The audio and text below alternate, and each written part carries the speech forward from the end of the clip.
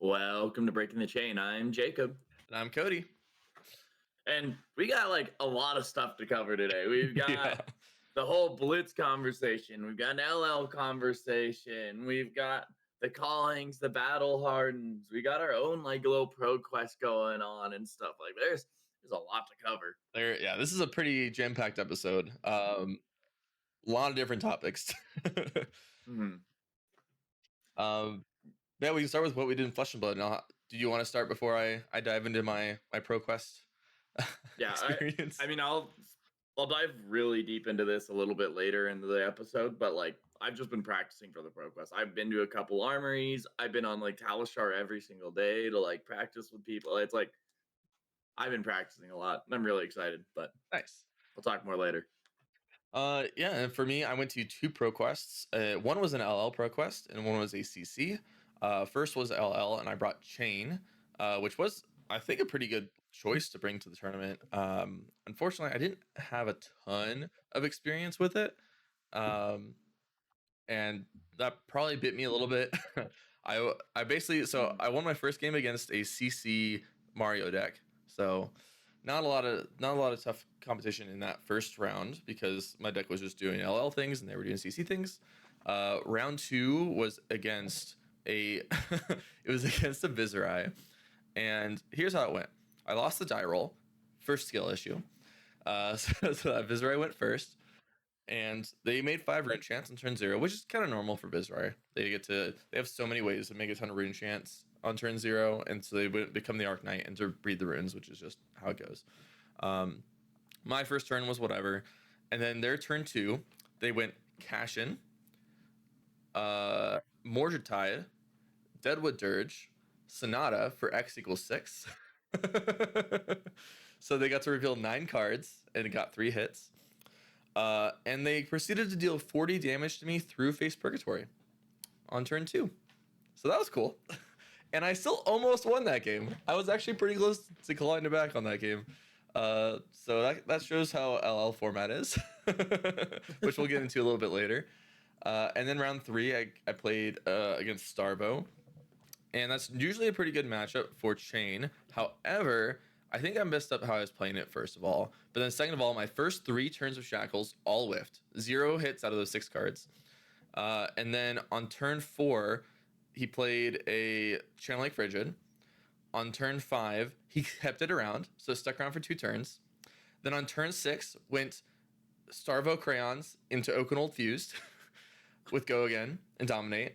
So I get to block 1 card, bottom 2. And then he goes, after that, Felling for 8 with the effect, the Decompose. So I had to bottom my last card and took 8. So I took a lot of damage there and had 0 cards. Oh no. And then my Shackles, I think, hit 1, which I was pretty thankful for, actually, because I couldn't do anything about it.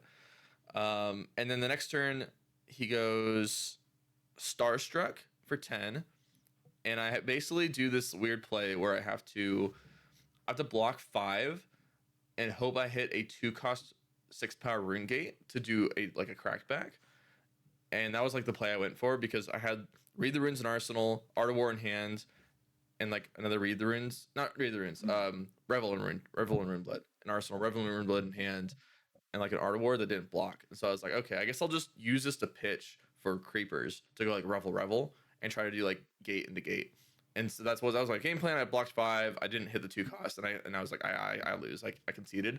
His next turn would have been natural Starvo Fuse into Crippling Crush if I didn't concede. He's like, for the next 4 cards over, he's like, oh my god, you'd have been gone the next turn anyways. Exactly. So that's why I was like, I mean, I knew I lost regardless because I was going to die to Blood Debt. But it was, even if I didn't, it was just over. But anywho, so that was my tournament. I went 1-2 and dropped. And then the next day, I had a CC tournament up north in Wyoming, and I brought Dash.io. I was originally actually going to bring Florian, but decided against it. I had some pretty rough Talishar games, and then my testing team was like, why aren't you playing Dash.io? She's pretty good. And I was like, you know what? You're right. Why am I playing Florian? So I brought Dash.io, and then proceeded to go 2 drop. I think it was a bit I did get really unlucky, but I don't want to blame luck for it because I do think that I made a couple small mistakes in both games that lost me. The first one was against Slippy, and um, if I remember correctly, I made some like weird missed blocks with equipment that ended up causing some awkward situations later on. But I effectively just got fatigued because I just my last out of the last 6 cards in my deck, 3 of them were boom grenades, and I was trying to hit them the whole game. Like I basically just like never played an item off the top of the deck that game, and so I just kind of low rolled and then got fatigued. But I think there were some I got close, and so I think I made some mistakes there. And then the second game was against Vincent, who I think for 3 or 4 turns in a row went uh, Rune Gate into Disruption, whether it was Cull or um, Succumb. And I actually read the Succumb. So they went like Cull on 2 turns in a row. They went like Rune Gate Cull. And then the third turn they like didn't block with the last card. They threw a Rune Gate card, and I was like, this feels off. So I blocked with armor, and sure enough, he played Succumb just to throw a flail and like set up for the next turn. So I blocked out that Succumb. I felt pretty good about that. But then the next turn was like Runegate Cole again. It was like, all right, uh what this was my game. I still could have like I got him to 1 before I died, so there's probably something I could have done, but I just got that's what I'm trying to say though, is like I got super unlucky, but I do think that I made some tiny little misplays to not get there in both those games. And so I'm feeling pretty good about this upcoming weekend where I'll talk about it later, but I'm gonna play another CC Pro Quest. But anyway, so over the weekend went 1-4 in Pro Quests. So that was great. These are also 2 tournaments that I was feeling really confident about. So it was kind of sad to go basically 1-2 and 0-2 drop, or just like basically go just losing into drops in both tournaments, even though I felt so confident about them. Yeah, that's my week in Flesh and Blood. Pretty much despair. Well, next week will be better, you know. Next week, yeah, or this weekend rather. Or this weekend. I'm feeling it. I'm feeling it. Yeah, it's a good thing you're not going to my Pro Quest because I would. Yeah, it's sad. So we have 2 Pro Quests this weekend, one on Saturday and one on Sunday. But I got a new puppy, and this puppy definitely needs to be watched. And my wife works on Saturday evening, so I can't be gone. We've already lost 2 shoes to this puppy, so I kind of need someone watching her at all times, unfortunately. And she is like half potty trained, but she's been going potty in the house. So long story short, I cannot go to Saturday's PQ, unfortunately, but I can go on Sunday. Right, and then I work Sunday, so I can't go Sunday. So we're gonna dodge each other. Yeah, it's fine. You'll win Saturday, and then I'll win Sunday. It's and fine. It would be like a really cool episode where you'll be like, that would be really cool. We both did like gold foil openings. Yeah, that'd be sick. But you ready to move on to the Blitz conversation? Let's do it. Yeah. So good news and bad news. Bad news is Blitz is dead. Good news is Blitz is dead. Let's go. Ding dong, the witch is dead. No, I did like Blitz a lot more in the end than I did originally, but I think it getting placed with like Silver Age is going to be a good thing for the game. So that's the thing, right? Is that Blitz was just so volatile in terms of how balanced it was, and for most of its life, it was not balanced, right? Like you had Reinar that could just OTK you on turn 0. You had Zen that could just OTK you on turn 1. Yeah, you just had a lot of decks that just got so much advantage from whether or not they went first or second. This right that could OTK you on turn. Oh man, I forgot about that one. Yeah. Skeleton format and Blitz was disgusting. You had Kano that could like OTK you on turn 1. Yep. Icelander that was just busted in Blitz as well. Like there's just so much going on. When the format was somewhat balanced, it was actually a pretty good format. But it's just too hard for it to be balanced because there's so much going. There's so little space to make any kind of comebacks that if one deck took the lead or just had a hot draw early, then it could have just been over. And so that's why everyone would always say, including me, that it's just such a high roll format, because if you high roll, you just win. It's not like if you high roll, your opponent can high roll back. No, if you high roll, you take cards out of their hand, and now they can't really high roll you back because of such low life. Well, and the other thing is like if you get that high roll potential, you're all of a sudden always presenting lethal. Because it's like, Exactly. oh, I dealt 16 damage. They have 4 life. I'm always presenting lethal. They always have to block and they don't have this potential to come back. Exactly. And I want to say, like, in the last skirmish season, Blitz was a ton of fun. Like, I think things have finally gotten to the point where like Blitz feels pretty good. But I think it's just been so long waiting that a lot of people don't really want to participate in the format. And the other thing is like Blitz is like the beginner format, or at least it was before the announcement of like Silver Age. Yeah.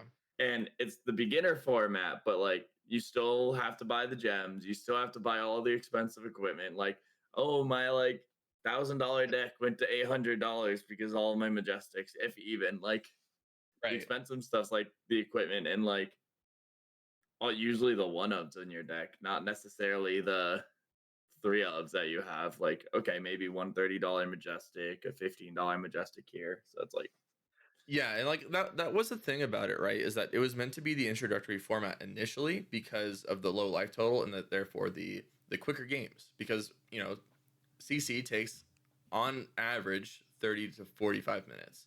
And you have a 55-minute timer. So if you're playing against any kind of fatigue deck or a deck that might have a lot of decisions on every turn, then I mean a 55-minute game is a long time for a new player that might not want to play that long of a game. Might be used to card yeah. games that take like 10, maybe 20 minutes max, right? Yeah, and the other thing about like CC is it's like an incremental game. Like you were saying earlier, like you make small mistakes and you end up losing games. So it's like it's hard to get a new player directly into CC sometimes because they'll like jump in and like, oh, I made a mistake this turn, I made a mistake this turn, I made a mistake this turn, and those kind of mistakes can add up to you losing by like 10 points, and that feels really bad. Yeah, yeah, exactly. So like Blitz was not a terrible new player pathway to competitive Mhm. CC Flesh and Blood, right? Um, However, just the format itself was just so volatile that I'm glad that it's getting replaced by Silver Age, which for those of you that don't know, is well, sorry. First of all, this is speculation that's getting replaced by Silver Age, but it's basically confirmed at this point. Um, and Silver Age is the formerly called Project Blue format, which is commons and rares only, with a separate ban list, which we don't know what the Silver Age ban list is going to have. We actually don't have that information yet, but it was banning a lot of the generic D reacts like Sink Below and Fate Foreseen, and also banned a lot of other cards from heroes that the team just thought might be too strong for the format. I can't remember some of them off the top of my head, but there were a lot of bans. It was a ban list of like what 25, 30 cards or something like that. Or something like all the 0 for 4s. Yeah, it was like a lot of 0 for 4s, some combo pieces that were in rares for some heroes, things like that. Um, and there is still uncertainty on whether or not the heroes also follow the common and rare restriction requirement, because That's we do true. have some majestic and legendary heroes like Shiana. So, awaiting to hear more about the exact rules of Silver Age and the ban list. But we do already have some tournaments coming up for Silver Age. For example, Hong Kong on December 19th is going to be the official format for that Battle Hardened. And I think there was another one announced that I don't have here in our notes for it. So they're already putting competitive level events. Was a Battle Hardened tier 2, tier 3, something like that. Level events for Silver Age, and we don't even have the rules Tier for it 2. yet. We don't even have the details. So they already have these tournaments scheduled, but that's sick. I can imagine it's just a transition from Project Blue, maybe a ban or two. They'll probably change the ban list just a smidge, is my guess. Yeah. And then they'll give us some more clarification on maybe the hero restrictions. But with that being said, I think it's going to be such a good thing for the game for Blitz to be Oh yeah. replaced by Silver Age. I think that'll be a huge boon. It's a great format, and it's a great format to get into. It's cheap for one. It's lower power level and so therefore more interesting games. Some more back and forth that can happen. Mhm. And you don't have any of the Blitz heroes banned so far, so you can play any Blitz, any young hero you want. That's potentially not majestic or legendary, but we'll see. Mhm. Um, And so you just have more options. There's a lot of deck building decisions to be made. It's not commoner, so there's a much larger pool of cards. And commoner format has been like kind of solved, and they've had some ban lists on there, but it's a little bit too low a power format, honestly, when it comes to commoner. Yeah. Um, and there were some dominating strategies there. And Well, and the so thing about what commoner feels like too is like a lot of the cool and unique cards are like locked behind rare. It feels like oh, yeah, this interacts uniquely with the game or uniquely with my hero at least, but it's behind rare. Like the exactly. common cards are like, oh, here's the value cards for your class. This is what your class does. The rare cards are like, okay, and this is what you do unique to other classes or unique to your hero. And that's why like going into the rare base is a lot more exciting than just playing commons. Right. Yeah. And it's interesting, right? Because the yeah, like exactly what you said though, that you get a lot more, I guess, hero identity when you get the rares mixed in, and a lot more heroes become more viable because of that too. For example, Dromai, which is definitely what I'll be playing, as long as Oh yeah. she's not terrible. um, but anyway, I think it's gonna be amazing for the game for us to have Oh, yeah. Silver Age replacing Blitz. I'm excited for that to be the skirmish format. I will definitely be going to a lot more skirmishes when Mhm. Silver Age is the format. I'm honestly I'm excited for Silver Age to potentially replace Armory formats as well. I think that'll be really a really good thing for the game too. Is if your weekly Armory is Silver Age, because it's way more accessible to your average player. It's a lot cheaper to try new decks and bring a new deck every week, and the games will be quicker too. So you can either have more rounds or just end the tournament quicker. Which those are all just three like huge things for the game, and for the accessibility of Flesh and Blood. So I'm excited for that to be the case. I don't think that it's going to replace CC in most armories, but I do think having it as an option for an armory will be a really big deal.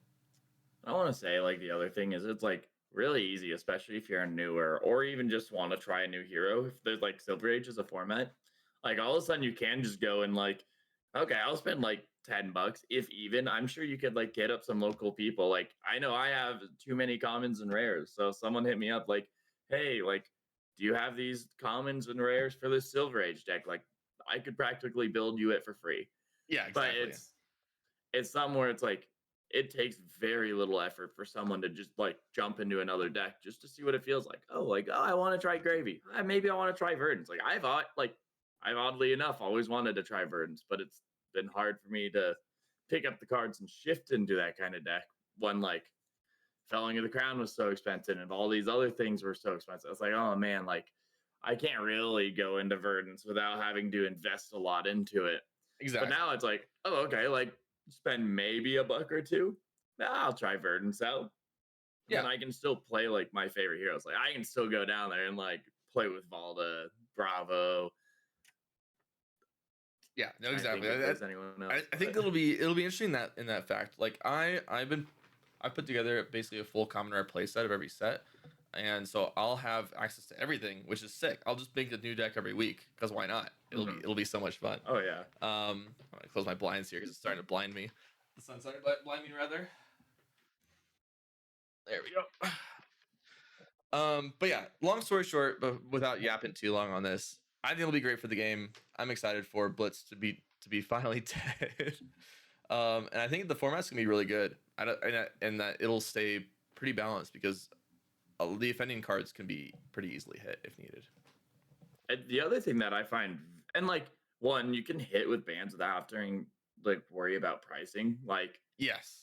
Yeah. Like oh, like this is just problematic. Like we don't have fabled, but like oh, this one weird card is really problematic. Well, it's not like it's the linchpin card of the entire format. It's not like it's a $300 card we're worried about like Yeah. Yeah. I people mean, like being a little upset over. worry about banning CNC and stuff. Like Yeah. it's not like that. Anything like that. And they have Like, the oh, every single deck's running Snatch evasively. maybe, and then you can just ban Snatch. Snatch. Yeah.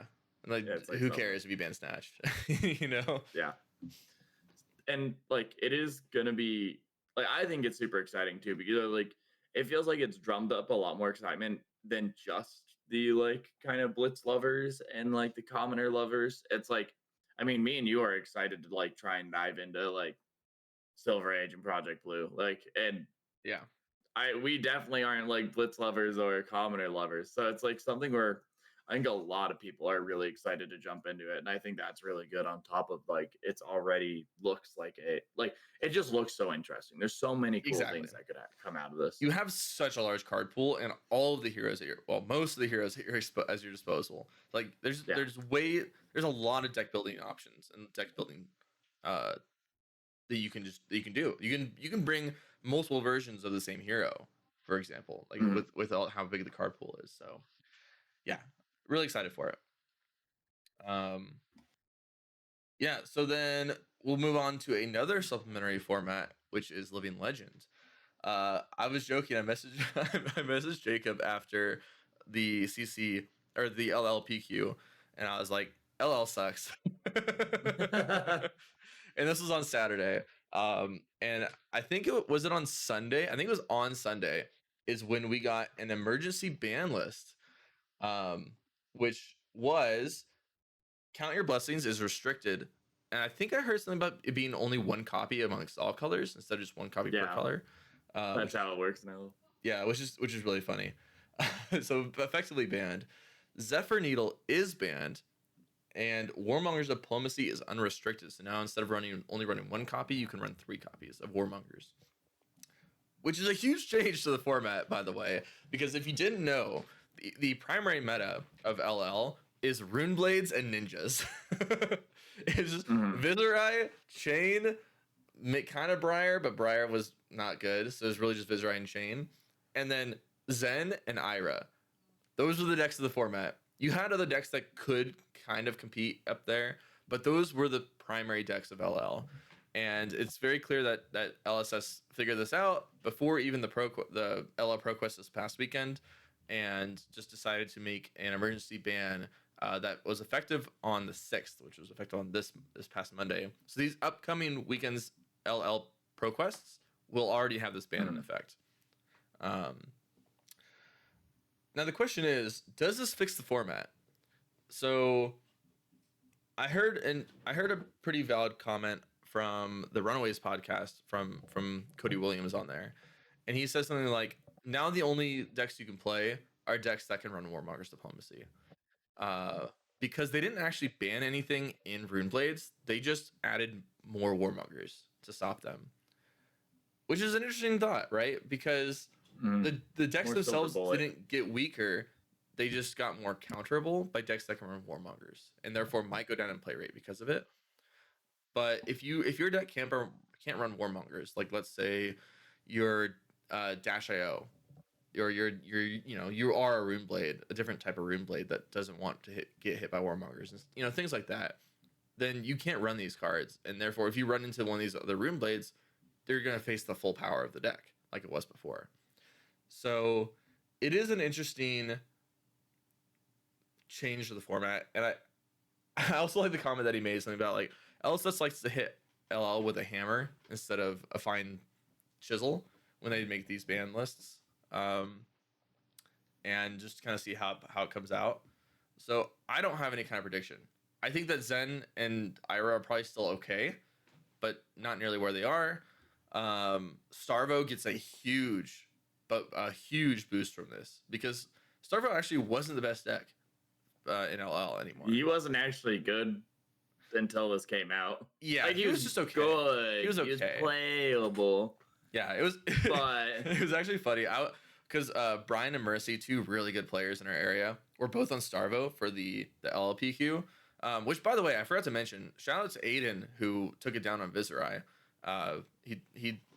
We scrimmed some games the night before that PQ, and I was like, man, I lost all 3, and it was not even close. And I was like, this is rough. Viserai was pretty disgusting. But long story short, they both brought Starvo, and they're like, yeah, we don't know if it's the best thing, but we felt it was pretty decent. And I was like, yeah, it's not very good. And then Brian proceeds to beat me, and Mercy's like, Starvo isn't that good after all, is he? And I was like, you know what? I'm just bad at this game. I still think Starvo's bad. And long story short, Starvo wasn't very good anymore. He was like maybe top of tier 2, you could argue, but just wasn't catching up wasn't nearly as good as the Rune Blades or But the when the ninjas. format's like only tier 1 and like Exactly. top of tier 2, like It's a big deal. yeah. And so this change makes him so much better. I think he might just be the best deck in the format now, because he gets to run all 3 Warmongers and all 3 Hypothermias, and Channel Lake Frigid, and just gets to kill you. Like this deck might just be the best deck again. Yeah, I have not played LL still. It's hard to want to jump into LL when it's like one you hear like, oh, it's only Rune Blade and Ninja. Like, okay, well, Yeah. I don't like either of those classes, so why would I want to jump in this format? Or like, oh, it's like, or like every single time it's like you're saying, like just a big ban hammer. Like, oh, this format's a problem. Here's 5 more cards banned. Oh, this is still a problem. Boom, let's change this. It's like, Yeah, they're trying, but they just don't have like enough data and enough play in the format to get the data to make it a balanced format. yeah. And that's just the problem, is that I think there'll just always inherently be an issue with it. I think that you can get to an interesting spot where there is, competitive. Uh, there's a competitive aspect to it, and it's not just who high rolls each other. I think there's a lot of that can happen, and I still believe that there is a lot, it's a good format. It's just not as good as CC, and that's always been my case. Is I think it's fine. Like you're gonna get high rolled, and that's gonna happen. But I think there's a lot of play. Like even though that Vizray game happened to me where he threatened 40 through face perk on turn 2, I still had play. I still felt like I could win that game. Yeah. And so it yes, there is a lot of high rolling, but I do think there's a lot more play than people realize. And it is a good format. It's just not great. Well, I mean, I think that's kind of how every like I think that's like we were saying the same thing about Blitz. Like it's a good format. You can still like play around it. It's like most games are still really good games. But every once in a while, like Rhinar intimidates your hand and then deals 20, and you're like, what do I do? What do I do about that? Yeah. You could be like turn 2 and Zen's like, oh wow, look at this. I've got the whole combo and everything. And da da da da da 40 damage. Yep. It's like it is just one of those high roll formats, and I think it's gonna feel better than Blitz. At least I hope it feels better than Blitz in the long run, because like it seems like they want to ban stuff, or not ban stuff, balance the format is what I mean to say. They want to go in and balance it, and I think Yeah. that I'm hoping that after Worlds they can really go in and start fine tuning. It feels like right now a lot of why they're just bringing this big hammer is because they're like, man, we just want this to be a cool format, and like when we fix one hero, another hero comes out broken. Like we fix this hero, another hero jumps out broken. It's like it's the game has such a volatile history. It's hard to be like, okay, fix this small thing and not have another problem that the game's had in the past. And like problem, it's like a very minor thing. Like, Yeah. oh, but it's like had this one thing from the past poke out, and it's like, okay, well, now we have to deal with this thing. And it's like, It's like those early cartoons where there's a leaky ship and they plug one hole, yeah. and then now like 2 holes come out and they plug the 2 more holes, and then now like there's 4 holes coming out, like of water just rushing in. Like Yeah. it's just, no matter what they do, there's going to be broken stuff happening, and it's not necessarily a bad thing if everybody's broken, then nobody's broken. But yeah, it's just so, it's gonna be such an ongoing battle of them trying Yeah. to figure out how to balance it, that I don't see LL being a mainstay. I think that we're gonna have a very similar announcement like we did with Blitz for LL next year. That's my prediction. I think next year they're gonna be like, this format is gonna exist. We're not gonna like sunset it, but we're gonna like take our hands off it because it's taking too much development time and too much of our efforts to try and balance this thing. It's just not a task that can happen, especially with all the new cards coming into the format. It's like I can only imagine how much time has to be dedicated to balancing this format versus CC. And then now they have Silver Age that they want to try to make balanced, and they still have their limited sets that they need to make balanced. And Mhm. it's just they're spreading too thin, I think, and they just don't have the data on LL unless they want to really dive into it, make it more have more tournaments in LL to have that data. And even if they do, they still are gonna have problems when new sets come out, and they'll have to see if every single card combines with any other of the previous cards. Like it's just too much of a task to handle. It's too much development cost for what it's worth, and I just don't think that it's going to be a long term viable option. Yeah, I don't know. I'm interested to see how it turns out. Like, I think I think they pushed it really hard, and the community was just not ready to adopt it at the same time. It's like, and I don't know. I think a lot of people were ready for it to be like a more casual format, like something like, okay, I'm not gonna jump in and have to win worlds on this LL deck. I think a lot of people Yeah, were ready to like jump in and play their old favorite deck, and like, yeah, oh, like I remember the classic like Dromai Guardian matchup. Like, want to go jam that real quick? Like, I yeah, think a lot of people were more ready for the like idea of like the casual aspect out of everything, and then like I thought it would have been cool if it was like, oh, every 6 months, like we have one big LL calling, like, hey, we're in this city in the USA. It's an LL calling. It's one of this time period, like one in spring and one in fall, like 3 months before Worlds, 3 months after Worlds. Like not that it's as super relevant to any of the meta, but like, hey, here's this really cool event where you can see a lot of your old heroes coming back and playing and performing. And sure, maybe like 2 months ago we had a ban list to try and change how the last one went, or because this new card came in. But it's like, and then maybe if it adopted there, then it would have like maybe gotten a little more traction, and then maybe it could have transformed. But it felt like, hey, like people kind of like this LL format. Let's really try and push it on them. And I feel like that's where it's like I was really excited for LL when it was like first being played, and even up until like Hunted or something. And then it felt like Hunted came out maybe high seas, and they're like, okay, we're gonna make this competitive. We're gonna just boom, boom, boom, boom. And it's like this is hard to follow. And it's like the deck I would like obviously I want to play like a powerful LL deck. And it's like the deck I want to play just keeps changing all the time. And it's hard to be like, mm, yeah. It's like, oh, I have this powerful thing taken away. Oh, it's back. Oh, it's here. It's gone. yeah. It's interesting, right? Because I think that there wouldn't be any problem if LL just remained to be a battle hardened only format, uh, competitive Yeah. format. I wouldn't even. I don't know if there'd even be a problem if every single battle hardened from this day forward was LL, and then they just made minor tweaks here and there. I think that would be perfectly fine.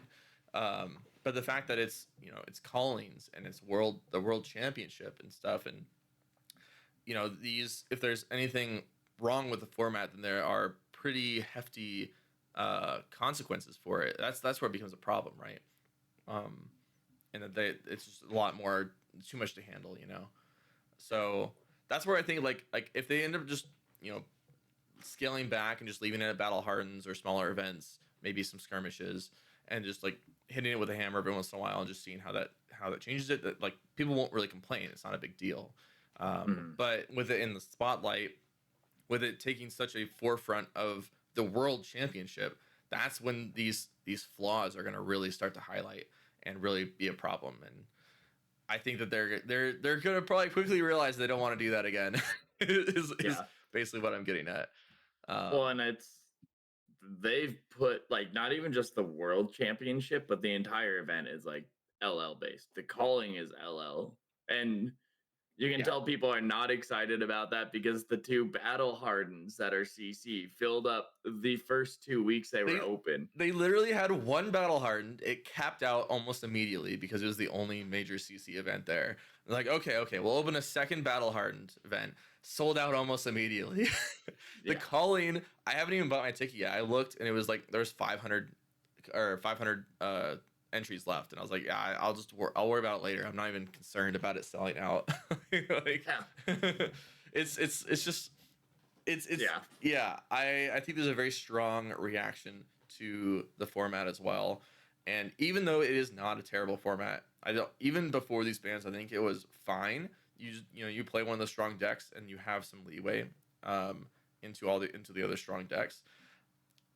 I think there's such an aversion to it, and actually, um, someone from the Blood Rush Fellows, I'll just leave it as someone from the Blood Rush Fellows was saying that their entire team isn't even going to Philadelphia.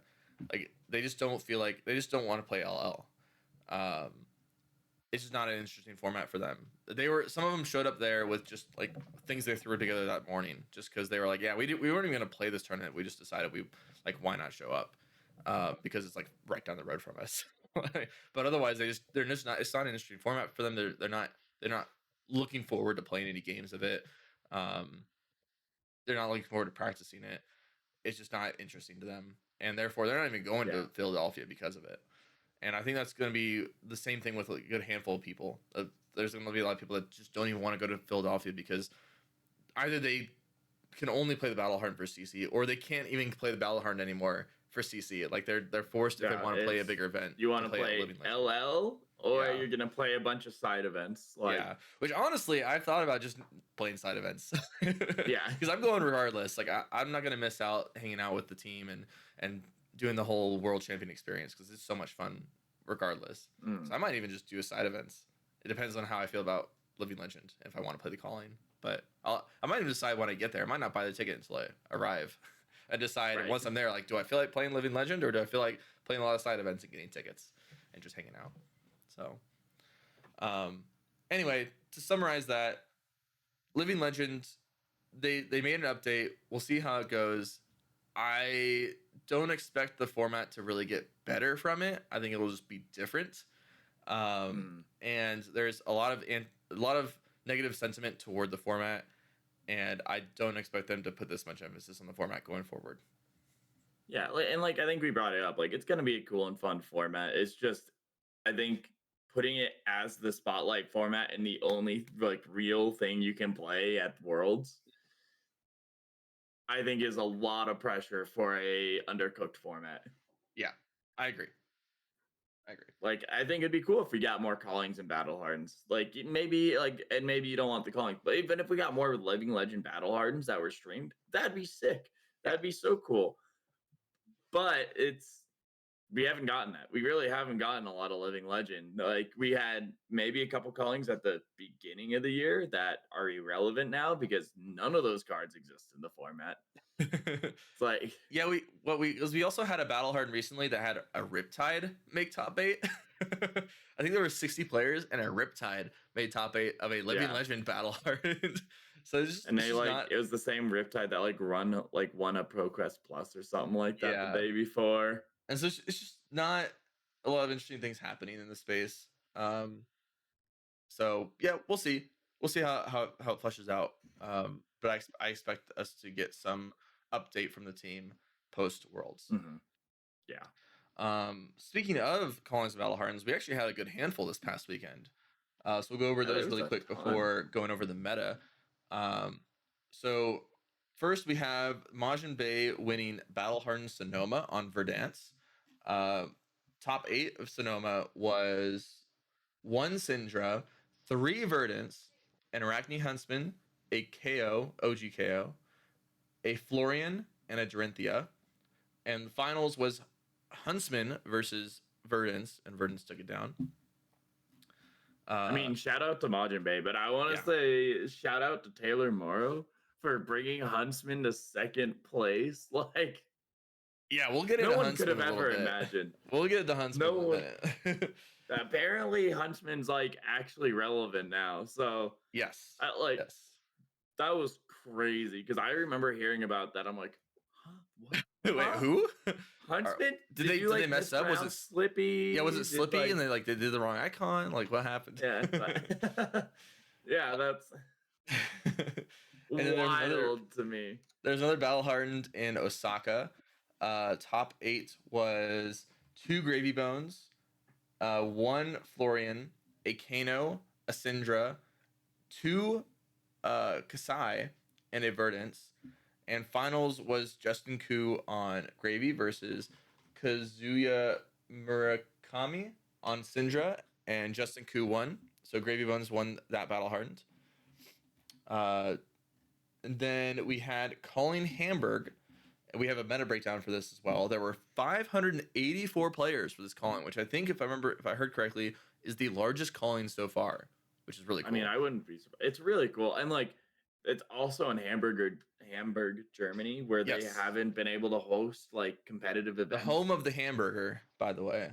Yeah. But it's like, this is the first event. Like, I don't know if you heard like how LSS like was able to, like, card games could not be played there because they were seen as like gambling. So they Or at least could for be cash played there, prize. but you could not have cash prizing because it would have Yeah. been seen as gambling. And LSS successfully convinced the regulatory portion of the Germany that handles this that Flesh and Blood was not a gambling game and was a skill-based game, and therefore could have cash prizes. So yeah, like you said, first cash prize event tournament, TCG tournament in Germany in probably decades. Huge deal, really cool for the game, and a ton of players. Cool to see for such a big turnout. And I mean, Mhm. this, I think, like, we'll talk a little bit about it, but this calling felt like, yeah, skill. Like, it felt like you who won, no one's surprised by. Like, they're Arthur really Trehey, good. the previous Pro And, yeah, Tour Arthur- champion. Yeah. It is a Yeah. skillful tournament from what, like, everything that can be shown and said about it. Yep. And then, so we had 584 players. The most brought was Syndra at 93. Second most brought Crazy. Verdance at 62. So Verdance it was 150% more, or 50% more than Verdance, the second place bring. So 93 Syndra, 62 Verdance, 55 Florian, 45 Gravy, 42 KO, and then it drops to the 20s with Acilio, Marionette, Dio, Kasai, and so on. And then the conversion rate for day two had 80 players, the most of which were Verdance at 21 copies with a 33% conversion rate. Insane conversion rate, by the way. Insane conversion rate. Like 25 is normally good, so 33 is insane. Yeah, like usually you'll see 33% conversion rate when there's 3 of them and 1 made it. Like that's usually when you see 33% conversion rate, not the second most brought deck being 33% conversion rate. Insane numbers. Yeah, like you see 33% conversion rate on Jarl, and that's 6 and 2 yes. made it. Like exactly. And then okay, 33%. Whoopty. But 33% on 62 players? Yeah. That's a statistic. Like that's crazy. And so to remind you, 93 Syndras and 62 Verdance changed for day 2 to 21 Verdance and 11 Syndras. So it just flips in terms of the dominance there. 1/4 of day 2 players were Verdances, which is insane. 1/4 of the players were Verdance. So then we just have a ton of other numbers like below that. It was Verdance at 21, Syndra at 11, Gravy at 8, Acilio at 6, Dio at 5, and so on and so forth. So for the calling, the top 8, we had 2 Verdance, 1 Acilio, 1 Dash.io, a Fang, 2 Syndra, and a Victor. The Victor unfortunately queued into Arthur Trehey on Verdance and therefore lost. And the finals was Dash.io versus Verdance, and Verdance took it down. Which that's a very close matchup. It's a tough matchup for Verdance. So it was really cool to see that Verdance was able to take it. In fact, now that I see that, I kind of want to watch the Dash.io game or that finals. I haven't seen it yet. At the same time, we had a battle hardened in Hamburg that was Living Legend format. Don't have any total numbers on it, but we do have the top 8 breakdown, which was 3 Chain, 1 Viserai, 2 Briar, a New, and a Zen, and the 1 Zen ends up taking it down against Chain in the finals. I I mean, the Any, news kind of surprising, but other than that, I mean, it's CYB new and it's not bad. It's just you typically get yeah, run over whenever they just kind of high roll you early, and you just yeah. can't really come back from that. Also played against Shane, and Shane notably doesn't really care that much if you banish some of his cards. That's true. Oh, uh, thank you. yeah, thank you. That actually happened to me. I think it was the Marionette. They banished a Renegade card at the top of the deck, and I was like, "Oh, cool! I get to play this Widespread Annihilation now." Free shackle. Okay. Yeah, right. Yeah. Any thoughts on these Battle Hardens and ProQuest and Battle Hardens and Callings before we move on to the ProQuest results? Um, Nothing crazy. Like, I think the biggest thing you can take from this is, has the meta changed? Like, it's funny because like they had a ban and restricted announcement like a month or two ago, and it doesn't feel like much has changed. It's like, but like I say this looking at these top eights, but like we're gonna go into the pro quest, but like I think it feels like the meta's a lot more open, and that's the really cool part. And I think this is like one of the best metas we've had in a long time. And even then, like you look at these top eights, like yeah, you have some heroes like okay, Verdance won, Gravy won, Verdance won. Like, okay, we've heard that all before. But then you look at the top eight, it's like Arachne Huntsman, there's Dory, there's Kasai, there's Kano, there's Florian, there's Acilio, there's Fang, there's Victor. Like a lot of these top eights are more open now, and that's what's really cool. And it feels Mhm. like, yeah, the good players are winning because the good players are on the old decks, but you still have the opportunity to do well with a lot of different decks now. And that's like I Yeah, say, and is I'm gonna the stop you there. So meta. let's go over the ProQuest results, and then we'll talk about the meta. Yeah, yeah. So ProQuest week 1, we had the most dominant in terms of win rate was Gravy Bones at 15, followed by Syndra at 14, Verdance at 11, Florian at 9, Kasai at 8, Kano at 6, and then a handful of wins down below there. Dash.io, Cilio, Prism, I want to say and a like handful of Kano wins. or KO got 5, which is like cool to see KO Oh, did I miss starting to KO? My bad. creep. Yeah, KO got 5. Um, so with that being said, the top of the meta appears to be Gravy Bones, Syndra, Verdance, Florian. And Florian's kind of like hiding below because didn't really take down any events. Um, didn't put up a ton of like meta percentage numbers, but is there and waiting to be is at least a dominant PQ deck, but maybe not necessarily a top deck in the format in terms of power level compared to the other ones. Yeah. Um, yeah, like you said, there's a lot of diversity. I mean, Verdant seems to be one of the stronger higher level decks in terms of Mm-hmm. the best players are going to win large events on Verdance. Same with Gravy Bones. Gravy Bones didn't seem to lose all that much in terms of his viability of winning events.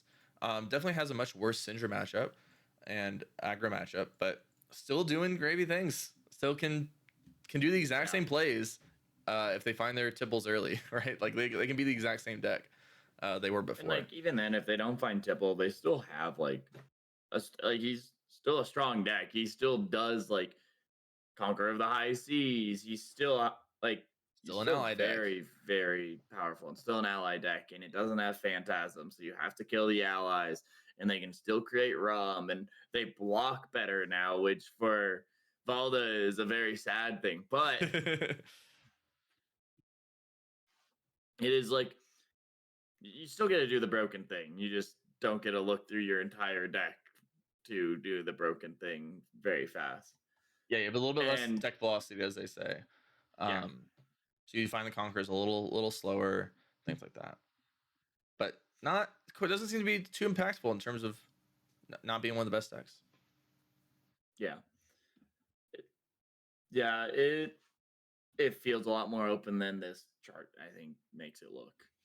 Because like I think we Yeah, were talking about it, like even top eights are crazy open at calling than battle hardened level where you've got like Huntsman and all of that stuff. it's I think again the good players are choosing good decks and they're winning on those good decks. But I'm interested to see how this. I think there's a lot of stuff that's going to go on after this week. I'm interested to see how this chart evolves, especially with the idea of if you won, you can't come back. Yep. I thought that was actually a very interesting concept, brought up again by Cody Williams on the Runaways podcast. That the the the fact that if you win a pro quest and you can't play another one will impact the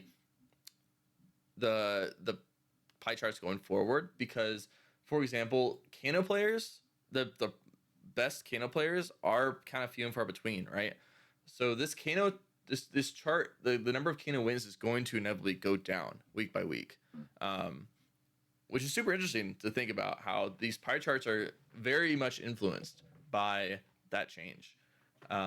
I don't think nearly as much as it's led to believe, because some people just don't have ProQuest their first or second or even third weekend that they can go to. And so I think that it'll be a small impact, but it will be an impact nonetheless, that these pie charts will have a bit of a weird distribution of heroes, especially the last couple weekends, where none of the people that won the I previous weekends can go. Yeah. I'm also interested to understand how much of the pie chart is influenced by players wanting to go to their pro quest and just like conceding in the last game.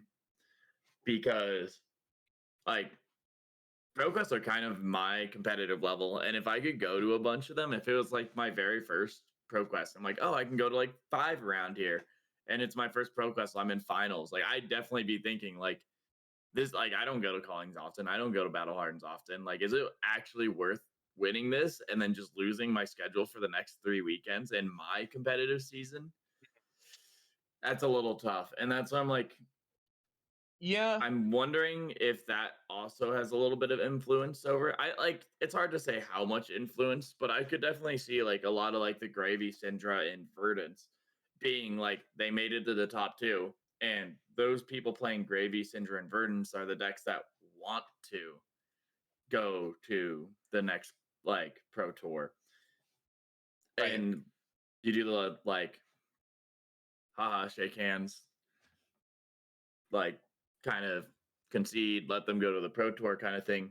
And that's why it looks so heavily dominant, even though the field feels so much more open. So I will counter that with the fact that that was just always the case. A lot of times people just That's fair. can't go to the Pro Tour. For example, for Pro Tour Singapore, I don't know very many people in our local area that even wanted the invite. Like there are very few people that could go, and therefore, and it's the same for this one. Honestly, my entire car riding up to the Wyoming PQ, I was the only one that wanted the invite. Like people don't really care for to go to win this invite to only be able to go if they spend thousands of dollars to go to this pro Yeah. tour, right? Because it's so far away and so expensive to get to. Um, and so I think just the fact that it is a pro quest in Yokohama and is not cheap and is a long flight and might be unknown if they can't even go in April. And April is the cherry blossom season, so the flights are even more expensive, unfortunately, and the stays are even more expensive. I think a lot of people just aren't going, and Yeah. I think it's kind of funny because I believe there was a lot of situations where the finals were two people that weren't going, and therefore the winner was actually the winner of the game because they were both playing for the gold foil. And so I think there's a bit of a balancing effect there, right? Yeah, that's Where fair. the finals could be that the person who's going to win anyway wants to go and therefore just gets the win like they would have normally, because they are maybe the better player that is ready to dominate and has prepared and was going to win that matchup and wants to go to the pro tour. Mm. um, Two, both players could not want to go and therefore play it out. uh, Three, there is the situation like you said where maybe someone for some reason just doesn't like this. Here's the deal, right? Is that there could be a situation of someone wanting to not win so they can play more pro quests, but then the other player also doesn't want the invite, and so then they kind of have to play it out for the gold foil anyway, even though one player doesn't want to win. Like Oh win the yeah. event. You know what I'm saying? Like there Yeah, could I be get what you're one guy saying. that's like, oh, I don't really want to win and not be able to play, and the other one's like, well, I want the gold foil. So what are we gonna do about it? You know? And then they have to play it out anyway. It's like, is someone really gonna pass up on a gold foil just so they can play more PQs? No, right? Yeah. So they're just gonna play it out. So I think that effect is pretty small and negligible compared to the fact that people probably just don't even want the invite in the first place. Um, I guess you have a very good point there. yeah. I So will concede to your argument. I do think that it's a factor. I think that I do think so too. but I don't think it's nearly as much as the already factor of people just not really caring for the invite in the first place and just wanting the gold foil. So yeah, I do expect it to be a pie chart change because of people not being able to play in future pro quests, but I don't expect it to be that crazy. Outside of Yeah, maybe a some few decks like specialists. Kano, yeah, like some specialist style decks. But yeah. In terms of the meta stats, something else was brought up was that Verdance not only was the second most brought deck to call in Hamburg, but had a 60% overall win rate in Hamburg, which is insane for 550. It's like 550 games. Only really losing to Gravy Bones with like a 30% win rate, 33% win rate, Dash IO with a 40% win rate, and Huntsman with a 40% win rate. Speaking of Huntsman, did Huntsman get any wins in PQs? No, he didn't. He's gonna get a lot more play this weekend, though. I think. Yeah. Like Taylor Morrow showing that Huntsman can be viable, just is gonna explode Huntsman play because there are Yeah. people that want to play them. Like there are people that want to play Huntsman, and it's something where it's like they've just been kind of sitting in the background this entire time, and they've been waiting for their time to shine. And I think this is like boom. Like I think this is the opportunity, and a lot of assassin players that maybe are not happy with the ban on like Slippy and Mario are gonna be like, why not try Huntsman? So I would be interested to see if that side of the pie chart like just expands, just because people want to go and play Huntsman now. Like they're a viable deck. They're cool. They're very unique to Flesh and Blood too. Like they have very unique gameplay and lines that no other hero can even imagine or dream of. Yeah, So it's a very different approach to the game. It's pure yeah, fatigue, um, very back and forth. It's not pure fatigue in terms of just blocking, but it's pure fatigue it's pure. in terms of banishing cards out of their deck. Yeah, it's fatigue by damage. Like I'm going to try and kill you and Well, steal your deck no. the entire time. It's Well, not fatigue by damage. It's not fatigue by damage. I'm gonna I correct that. mean, It is yeah, fatigue by literally removing cards out of their deck. yeah. You're not gonna die to that deck because they killed you because you go to 0 life. That's not what's gonna happen. I mean, you got I'm a gonna put point that there, out there. but it is like a different. And when I more meant like instead of like fatigue by damage, like they're trying to kill you, like they're attacking you. It's not like old him Yes. fatigue or guardian fatigue, where guardian's like, I'm gonna sit back, I'm gonna let you do whatever you want, I'm just gonna block out. You're gonna run out of cards, and then I'll swing hammer late game. Like Huntsman is Yeah. going to throw attacks at you. Huntsman is like, oh, here's this attack. Here's this stuff. I'm playing against you like a normal hero, but I'm ripping cards out of your deck. Like my goal isn't necessarily to get you to 0 life. My goal is to take your deck. And Yeah, if and you so block, that's the thing too, right? Is that like New played a very different way where they were ripping cards out of your hand and kind of your deck, right? Um, and disrupting your hand to make your turns do less damage. Whereas Arachne is saying, "Hey, I'm going to remove cards out of your deck, sometimes your hand or your arsenal, but mostly just your deck. And then I'm gonna try to survive as long as possible and get to the point where you just cannot put these powerful turns together at the end of the game." yeah, It's a really different approach to the fatigue aspect of the game, and it's honestly not a bad approach because your opponent doesn't get disrupted out of their hand as much, so they get to do these powerful turns against you, but their time is limited, right? Like they don't have much time to do it. Um, the other thing is like Huntsman also gets to look at your deck and put stuff down. Like yes. they can look at your deck and just be like, oh, that's your combo piece? I'm just gonna sink that to the bottom. Like you're not gonna kill me this turn. Here's the deal. I think mostly they don't because The aggro decks aren't going to block that card most of the time, and therefore it's going to get banished instead. That's fair. And I mean, like, yeah, depending on the deck, like you sit in front of an aggro deck, you're like, oh, your combo piece, keep it on top. I'm going to banish. But it's like, there's so much cool play to that deck. Like, it's so cool. It's honestly a somewhat refreshing approach to the fatigue game plan, where they do have hand disruption. Like, that does exist. They have surgical extraction. They have now hunted or hunter, whichever way it goes. Where it can hit a card out of your hand because of the way it's worded. Like, if the top card of your deck is the same name as a card in your hand, they will disrupt your hand. Or your arsenal. It could be in your arsenal too. But outside of that, it's like you're on a clock. You can try to put together powerful turns, but you are on a clock to do so. And I think that is a kind of refreshing way to approach fatigue. And I think a lot of people are going to be happier playing into that than they are going to be the classic Guardian fatigue, because people don't just like attacking into a brick wall. Like, exactly. Like, I'm throwing damage, nothing's happening. It's like, oh, like I got something through where I'm still doing stuff, or I still have the opportunity to block with like my blocking cards I have in my deck. But it's, like I didn't have to spend 50 minutes just throwing stuff at a wall for me to lose. It's like, like we played this through and I just turn around and my deck's gone. Like, I didn't even realize it was gone. You were attacking me, I was attacking you, and boom, you had your deck left and I had no deck left. Like, I think it's going to be interesting to see them. Yeah. And then that, by the way, that D-React, it's a lot stronger than I initially gave it credit for. Because it's weird, because you would think that, okay, 2-card blocking 4, it can remove some combo pieces out of the deck, but a lot of times it's just going to hit some random card. But the times it hits a card out of their hand is actually slightly more often than you'd think, depending on the deck.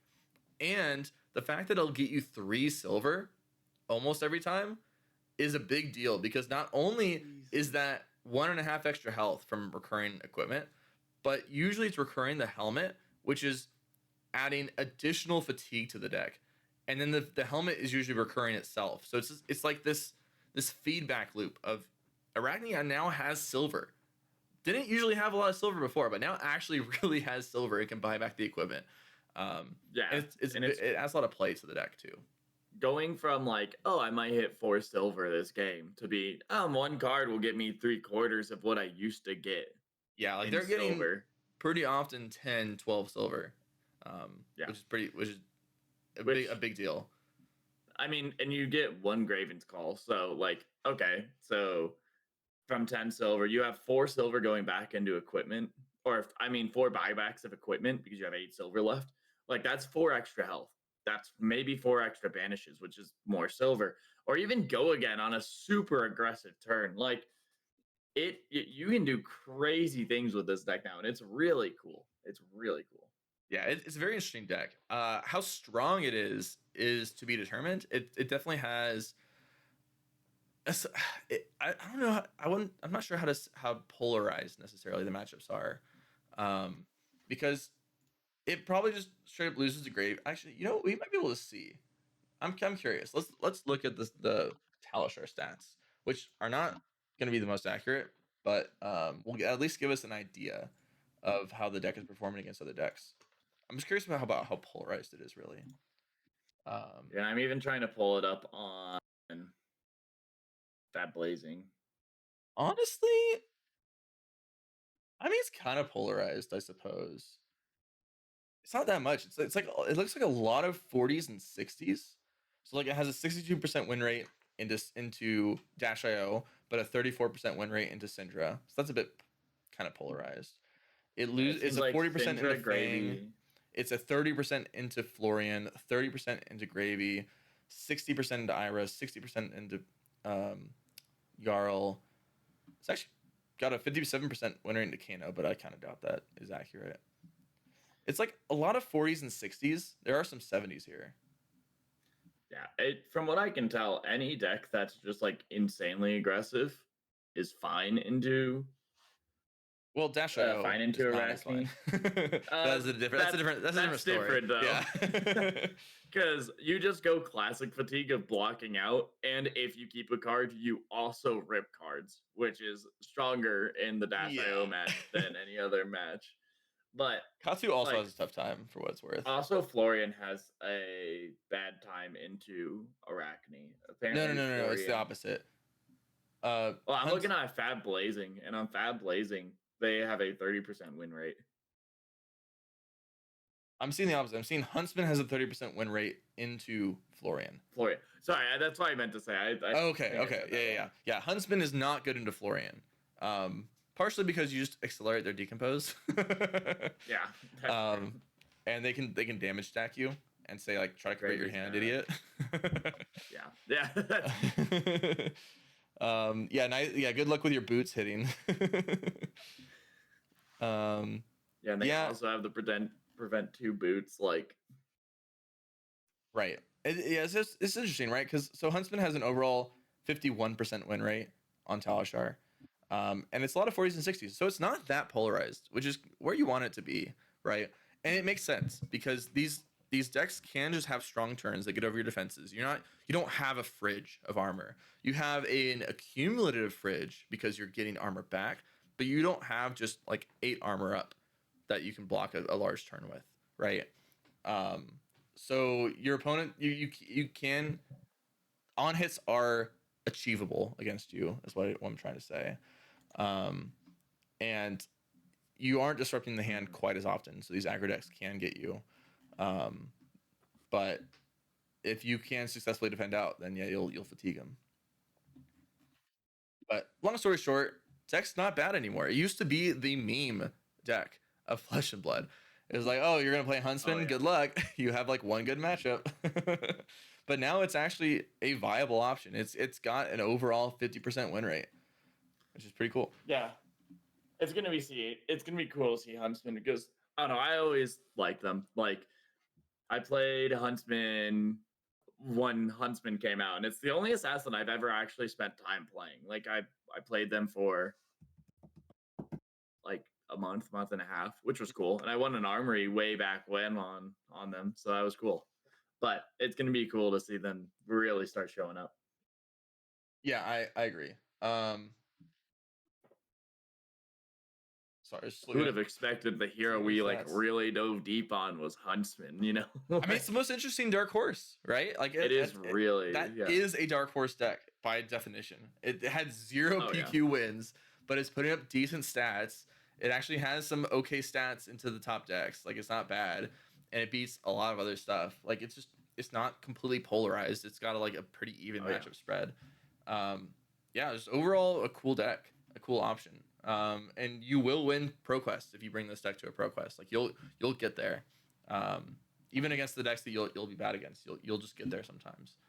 I do want to point out RKO not doing so hot. Cheeto, as you will.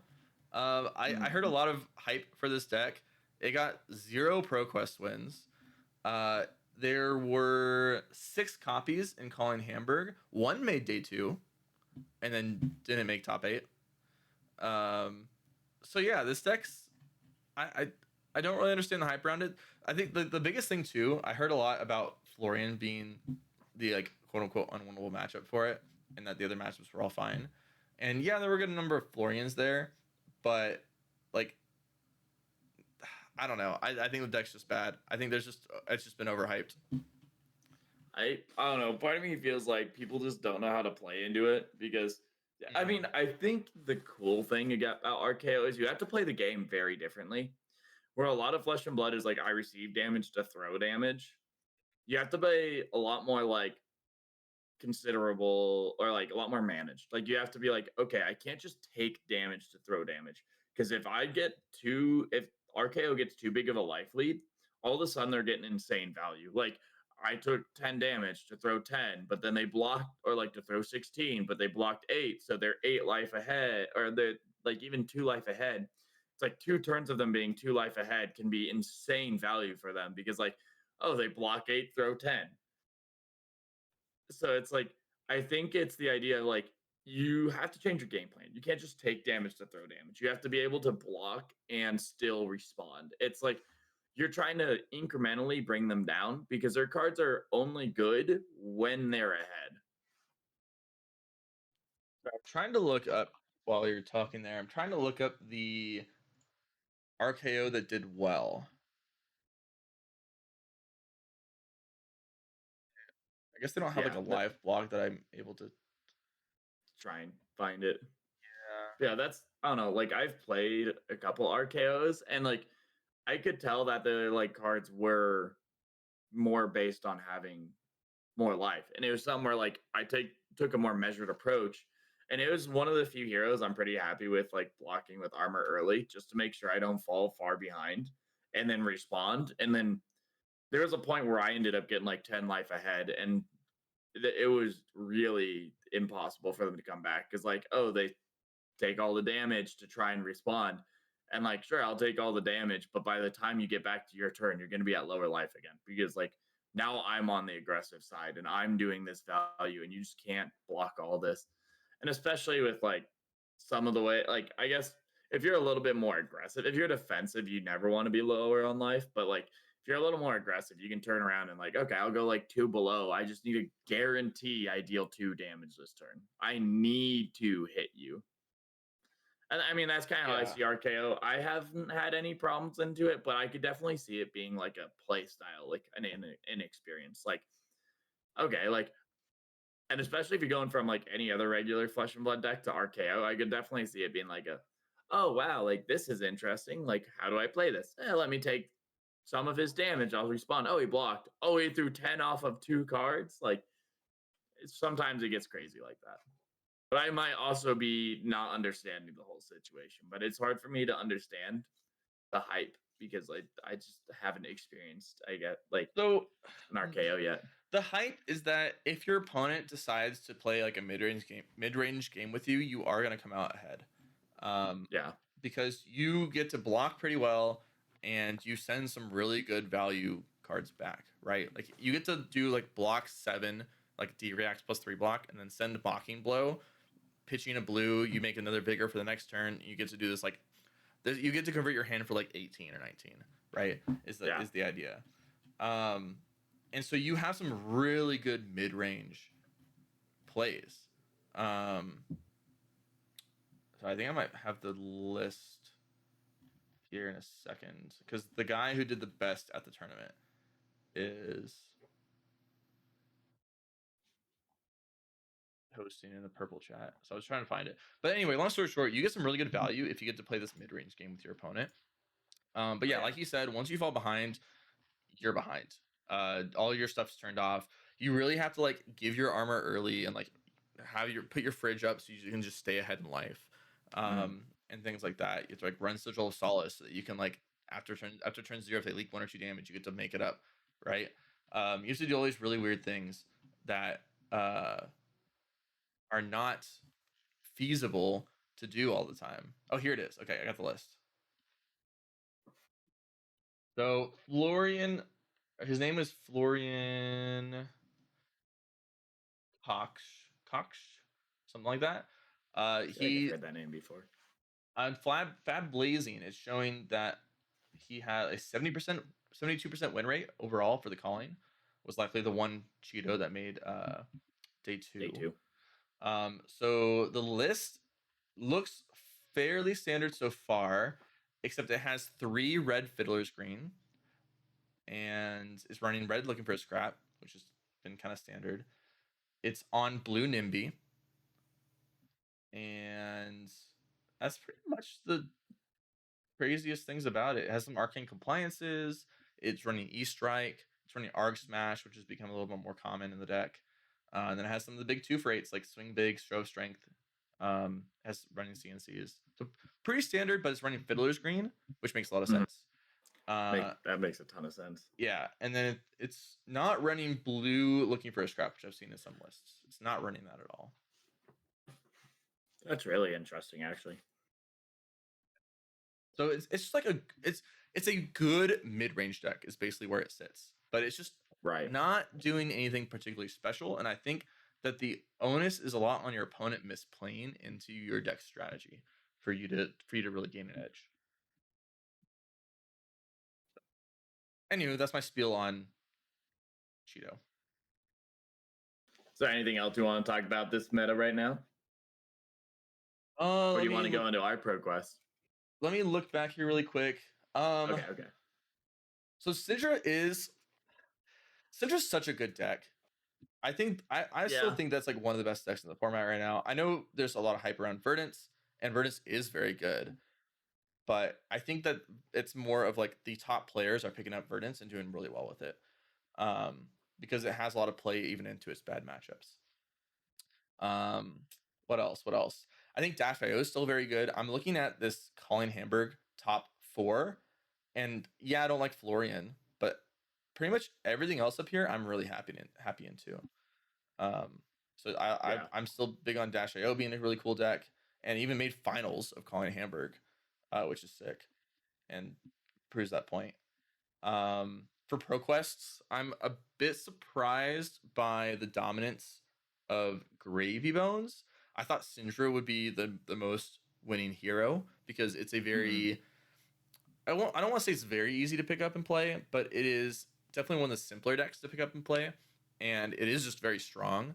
And just having that raw power level is going to win a lot of ProQuests. So I'm impressed that Gravy was actually the most winning hero.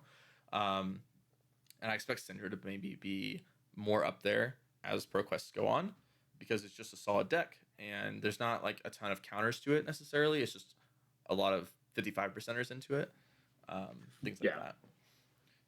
And I think that's basically it for my spiel. Yeah, Syndra's interesting, especially after seeing the Calling Hamburg conversion rates. Like 12% is not what you want to see for what looked to be considerably thought upon the crowd as the best deck in room. Yeah, it's one of those things where Syndra is not the best pick for a calling, but it is the best pick for your ProQuest. The Talishar stats have it at 55% overall, and it just doesn't have a lot of super losing matchups. It's a lot of like 45s and 55s and 60s. I mean, you just get to play like faster than most people do, and it's hard to play around that sometimes. Yep, you have a straightforward game plan that is not all that disruptible, and you just have good damage. That's what it is. But there are better decks for the top level tournaments, right? Yeah. And sorry, yeah, you want to start with your ProQuest this weekend and what you're planning to play? So of course I'm playing Balda, and I've been putting a lot of practice on this deck, and I'm really excited, and I'm really hoping it goes well because like she feels so good. Like the deck just feels so good. Like I've been playing a lot of Talishar. I've been playing at Armories. It's actually like crazy what I've been doing. Like over the last week or two, I have played probably 30 games and I've lost 3. Wow, that's impressive. Yeah, that's like, sick. and I mean between Talishar and the Armies, but it's like it's crazy. It feels so good, and it's like I sit down and I'm like up against any hero except Burdens. Like So that's what I was looking up on the side here. But for Talishar stats, it looks like you lose to Fang. Oh, you get dumpstered by Fang. Florian. So that's the other thing I don't understand. Like I feel fine into Florian. If anything, I feel okay. Like, and like I beat a Florian, and I haven't played a Florian in an armory recently, but there was a Florian I beat a couple weeks ago at an armory. So it's like in paper and online, like I've beaten a few Florians. So I'm like, I don't understand where like that gap is in. I think they just run enough D reacts that you don't leak enough. Yeah, I guess they're not drawing any cards, so you're not getting. But I also like, yeah, I don't know, but it's like I just throw 10 damage and they have to block it out or take it, and then I'll just do it again next turn, and it has dominate, and they're gonna run out of D reacts, and I save my specialization in my arsenal for when I can hit them guaranteed or eat the rest of their. And it's like tectonic instability is really important because you have to like, okay, like I'll arsenal my specialization. I know they're gonna have a D react in Arsenal. Oh, there's tectonic specialization, 10 dominate, if maybe a pummel on top or something extra. But it's like You might just have the tech for it then. Like I think Yeah. a lot of Baldos are running tectonic stability, and that is a big deal for that matchup too. wild to me. It's one of Yeah. them. It's either the best or worst card in the deck. So I can see why it's being cut in some decks if it is, because if you play it wrong, it is awful. But if you play it correctly, it's good and it wins you games. But Yeah, I mean, deck, looking at the stats, you're really Mhm. only severely in terms of like the things that are at the top of the meta that you should run into. You're really only losing to Earth. Oh, you are losing. Wait, is that no? Gravy has 50-50. So you're losing to Earth and Fang. And that's it. yeah, Fang is scary. Fang scares me really bad. That is probably the hero that I'm I guess worst Kasai into. too. You do lose to Kasai, but there's not going to be as many of those. I just beat like 3 Kasais in a row yesterday, like 20-0. It was. I actually have a screenshot of one because I think I give me a second. Hold on. If you have the was names, absolutely. if you have the names, I'm really curious if one of my testing partners is one of them. I want to ask him about it because he's been playing a lot of Kasai. Yeah, but it's like Kasai also feels really good. No, Yeah. it was against a Katsu that I took a picture of. That was. But yeah, so it's crazy because I've been taking a lot of pictures recently because like I beat KO 18-0. I beat a Katsu 28-0. I beat I mean like a few of these heroes are I think that's expected whatever though for Katsu. I mean I beat a Syndra 13-0. Yeah, like I'm surprised. That was something I was surprised by. On Talistar, you have a 52% win rate into Syndra, which I thought was going to be unfavored. I didn't realize it was going to be so close. See, the thing about Syndra, she doesn't have any blocking equipment, and she doesn't really run D-React. So it's like, I throw something, I can almost guarantee it hits. And usually if I'm like suspicious of a D-React, like maybe I hold my stronger power for an It is also funny but that you can just let him draw off mask. It might just help Yeah. you. There was like once where I played Promising Terrain, drew a pretty like bad hand, or like I think I had a pummel my specialization and 2 other reds, so put them in their place. And I had Promising Terrain out. I had a few Seismic Surge. I'm like, I'm just gonna let them hit, Yeah. and they hit. I got the 6 Seismic Surge. I drew a blue off the top and was able to pummel my specialization because they drew a card. I'm like, I went from throwing like a 1 card or 2 card 10 to a 3 card 14 on hit discard. Like, and it's like there are some unique plays that can be done with like Syndra, but it's like I don't know why it just the deck feels so good, and it is something like I've been working really hard on this deck. Obviously, like I've been going to at least this last week. I've been going to as many armories as I can. I've been playing a lot of Talishar. I'm gonna make a deck tech of this because like there's not enough Baldo deck decks. I don't know why they're not. Your last one's just a smidge outdated. Yeah, just a smidge. Just a smidge. But I'm really excited for this ProQuest. That's awesome. I really hope I'm excited for you. I mean, look at these stats. As long as you use dodge Earth, you're good. And even against Florian, if you have the tech and you feel pretty good in that matchup, you're good. You're in a good spot here. So that's cool. That's cool to see. So yeah, hopefully you take it down. It's funny. So I can't remember if we mentioned this earlier on the podcast or if it was before the podcast started. We started recording rather.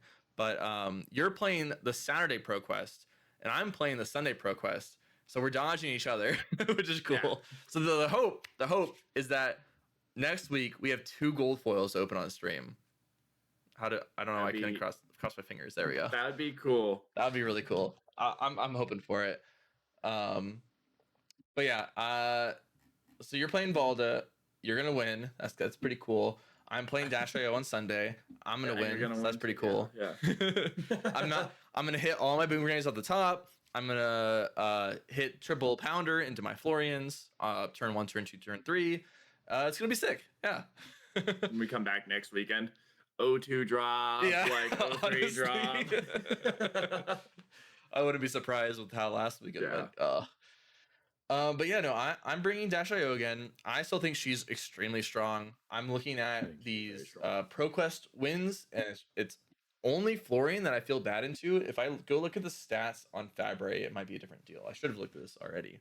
But overall 52% win rate. My losing matchups are Huntsman, which I do expect 1 or 2, but I think I might be okay into it. Dory, but I don't expect that. Florian is pretty rough, but I'm hoping just to hit. And I've been trying out some new tech. Kasai is actually pretty bad, but there aren't very many Kasais here. And Victor, that's it. All other matchups are not bad. I have some like 45s, 46s, but that's not terrible. It's really just Huntsman and Florian and Kasai. I'm not scared of anything else. I know I lost the 2 things that weren't those decks last week, but I'm not scared of them. Saturday to knock out the Verdants for me. And maybe a thing or two. And then I'll knock out the Verdants all day for you. Don't worry about that. Yeah. I do now want to watch that finals of Colin Hamburg and see what happened there. I'm really curious how the Verdants played that. Like, it's interesting because Balda feels the most playable out of all the Guardians and the Verdants, but it's still a Guardian and a Verdant, so right. Still not good. Yeah. But yeah, so that Dash.io looks really good right now, like in the meta. Yeah, she has that like that fail rate, which is the unfortunate part. Like it could just be not your day to win. But outside of that, if you just hit your average variance, then you're good. You're good into most of these decks. And I think it's a very solid pick. And I'm excited to hopefully take down Sunday with it. We'll see. Anything else you want to talk about before we let our viewers go? I think, as always, I've always said enough. Yeah, I've been talking a lot too. Don't worry. I'm gonna leave off with the question of: are you excited for Silver Age? And if so, what deck do you want to deck build the most, or bring? Or do you already have a deck in mind? Let us know in the comments below, whether on YouTube or on Spotify. Also, if you can leave us a like and or subscribe, that would really help us out a ton and make us feel all warm and fuzzy. And with that, I'm Cody. And I'm Jacob. And thanks for watching and listening.